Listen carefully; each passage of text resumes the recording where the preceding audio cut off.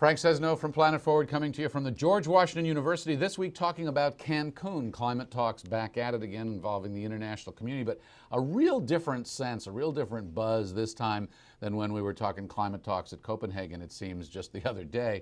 Joined now by Kate Sheppard, reporter with Mother Jones, who's joining us via Skype. The world's a small place. Kate, thanks for doing this, covering the talks.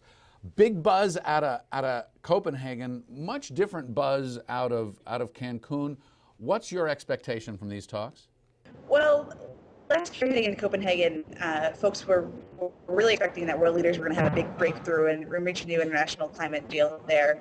Even in the weeks before, and when leaders dialed back expectations significantly and said it would only be a political deal, there's still a lot of expectation that something big was going to happen there. Heading into Cancun, we just don't have those expectations here.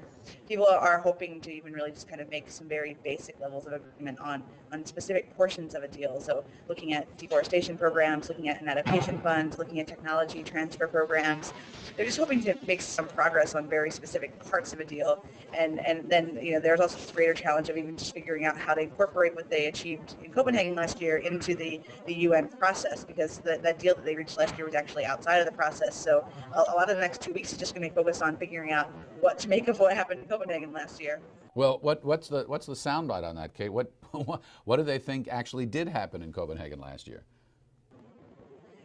Well, I think that there's a pretty wide agreement that it was monumental that leaders, especially the U.S. and China, committed to emissions reductions, and now they really just need to figure out how they're going to actually follow through and make those commitments, not just goals but realities, and that's really what they're still trying to figure out here. I think the soundbite is that we've learned that how really hard it is to come to this kind of huge agreement, and how even just some progress should probably be treated as important. So when you talk to the realists there at Cancun, I mean the realists who are looking at this thing square in the eye, what are the 2 or 3 things they'd most like to see and most think is possible to take away from this? I think there's several kind of big picture things, and then several smaller things as well. Big picture, I think they need to figure out how they're going to bring those pledges from last year into the UN process. So that means figuring out, okay, what is that? That basically last year's Copenhagen Accord was a piece of paper. Now they need to figure out, well, that will become part of the official UN processes here. So that's probably the important points, but there's also contingent upon that is this ongoing conversation between the U.S. and China about transparency on meeting those emissions goals, and then figuring out how they're going to create this adaptation fund, which is also really crucial to bringing a lot of the developing countries along in this deal. So people are hoping to see some concrete steps taken to formalizing those commitments from last year. You expect an agreement on the adaptation fund? I mean, it's a big deal for the global community that's watching. It doesn't seem that people actually expect them to, dot the I's and cross the T's on this here, but it seems like they're hoping that at least there will be some agreement about what it will look like, and then, they will then in the next year figure out some of the exact design components of that and actually have it, finalized by next year's summit. Kate, let me ask you this. They went into Copenhagen saying we're trying to get a firm agreement, trying to get real specifics, dot the I's, cross the T's. Real trouble with that. Some people are saying firm agreement isn't even the way to go. Informal agreements may be a better way. Talk about that for a minute and where that stands.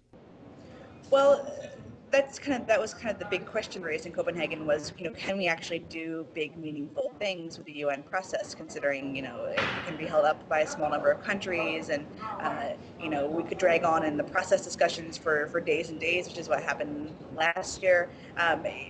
There's a real possibility that if nothing happens here in Cancun, people really will turn away from the UN process and try to find other methods, and whether that's multilateral agreements or bilateral agreements, which there seems to be an impetus, especially from countries like the U.S., to go that direction, which they think maybe they can achieve more.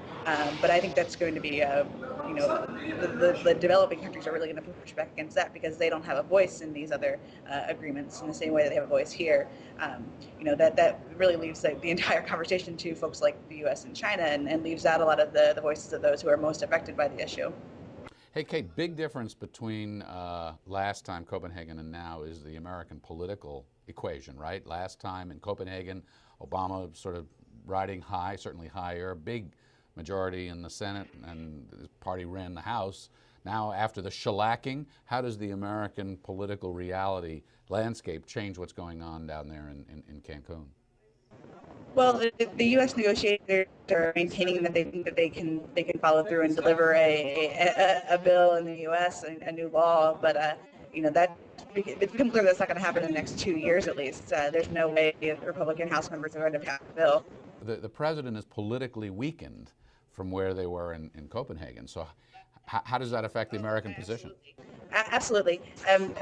What they're banking on here, or at least what they're promising other world leaders, is that they believe that EPA action on climate will be enough to meet the commitment we made last year, which was arguably a pretty low level commitment compared to some other countries here. And so they're saying that they think they can still meet that through the EPA, and trying to use that to convince world leaders that we really are serious about this issue. But I think it's really hard to hide the fact that everyone here knows that the Obama administration is not nearly as powerful as they were last year, and that Congress is going to present quite a challenge to passing a new law in the U.S. anytime soon. Hey, last question, because I know you got to get to a press conference, Kate. In your opinion, in your analysis, what would success look like out of Cancun? I think that Cancun really needs to serve as an opportunity for trust building between a lot of the countries here, and kind of reaffirming that everybody here believes in this process and wants to reach the same goals, which I think is probably the most difficult thing to do here as well. What that means in practice on an actual piece of paper that will come out of here, which is whatever this deal is figuring out what is the long-term plan? Are we actually going to come up with a legally binding deal and do a plan for when we think that should happen?